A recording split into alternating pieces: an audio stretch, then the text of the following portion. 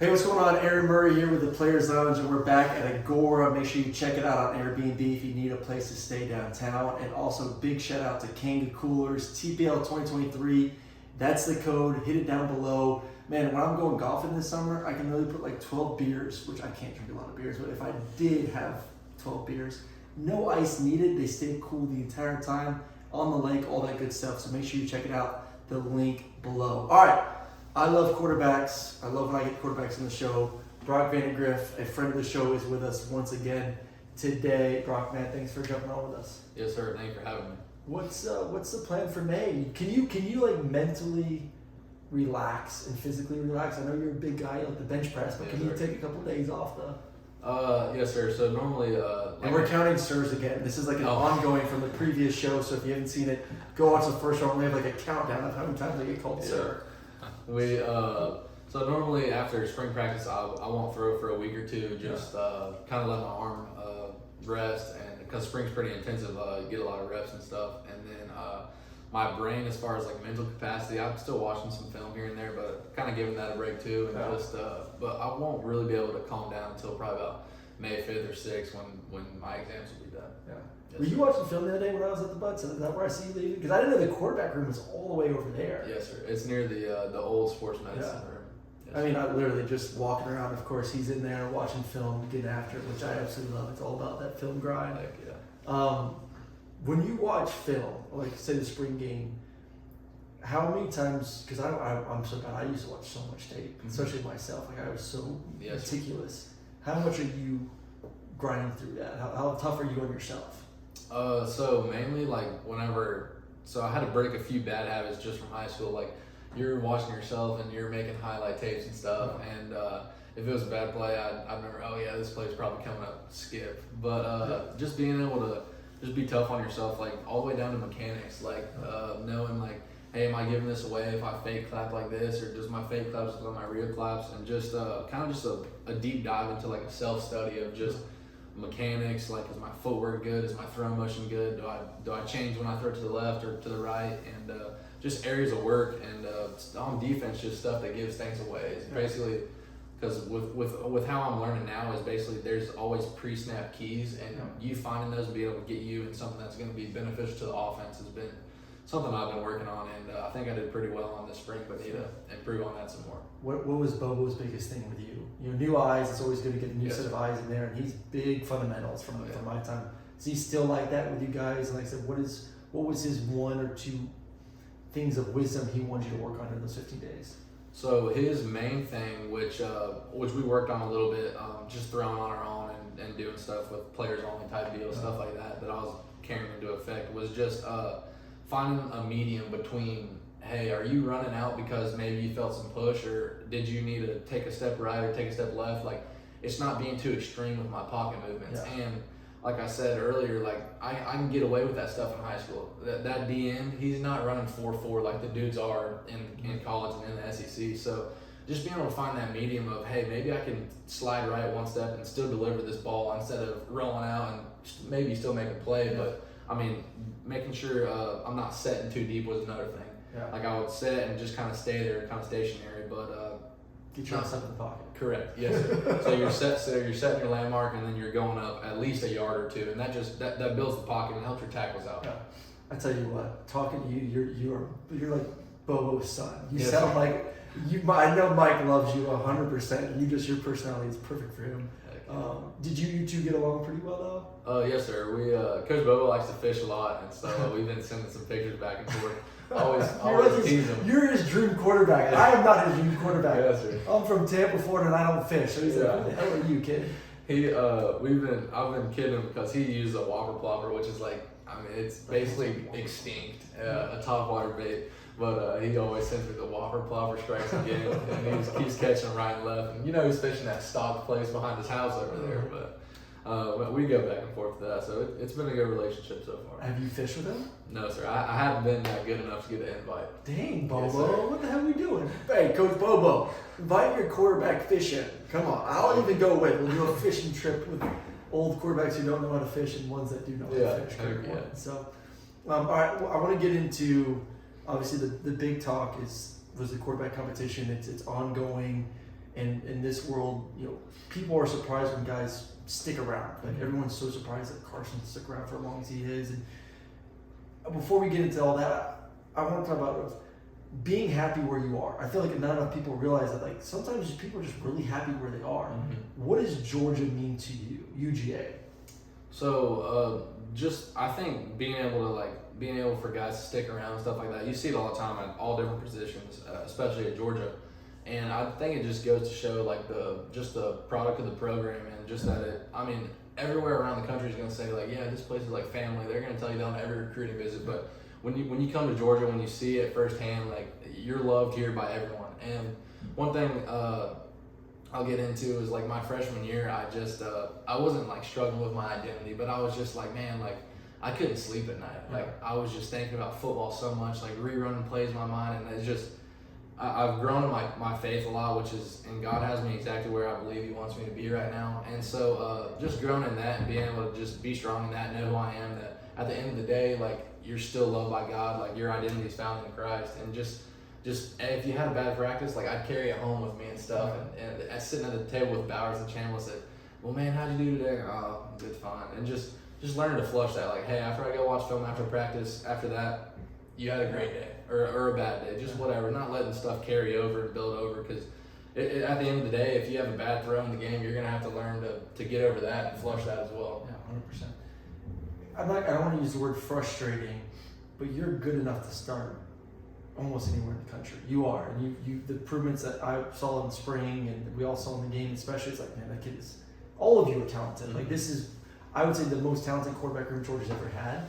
And probably the most talented quarterback room in the country. Yes, sir. All you guys can start. Is that tough to swallow at times when it comes to, if you do have to wait, knowing that you are good enough to play anywhere you want?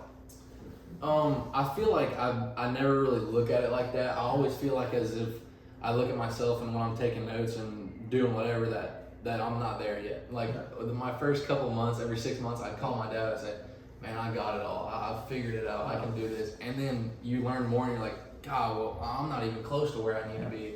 And I feel like if you're always just learning and just trying to get better and perfect your craft, then in your mind, you'll never not be there. And just being able to, whenever your time does come, you're going out there and doing what's comfortable. And you're going out there and doing how you play ball. And just making sure I'm always striving for something. It doesn't like make me think like, yeah, you're the number 2 guy. You can be a number 1 guy somewhere else. And just making sure that I'm always chasing something just keeps me busy and just keeps my mind hard at work. Yeah, I mean, we talked to Carson about a week ago, and he was like, man, not saying that you're not ready, but he's like, for him personally, he's like, I don't think I was ready 2 years ago when it was him or Stetson, and Stetson kind of ran away with it. And he's like, I feel like I am at the point right now where I feel like if I am the guy, I can step in and lead this team next year. And obviously, we're fans. I'm a fan of both you guys, all of you guys, and interested to see how the whole thing plays out. And excited to see you guys do your thing. I guess goals this summer for you as we get going for May and June and July. Where do you want to see yourself come camp time in August? I think the main thing, and Coach Monken was really big on it, as in the summer is a great time to just work on timing with wideouts, because you're not going to have 11 guys out there in full pads for the summer workouts and the voluntary stuff. But just working timing with receivers is a big thing in the summer, because we have two new guys that came in, and everybody runs their routes a little different. You're going to tell them to break at 6, but this dude's strides might be 2 yards, and this guy's 1 yard. But just being able to because I didn't get I wasn't fortunate enough to go with the 1s and 2s as much last year as I have been this spring. So even guys that maybe Carson's thrown to for a year or two, I still got to be able to have that chemistry with them as well. And another thing would probably just be just cleaning up fundamentals.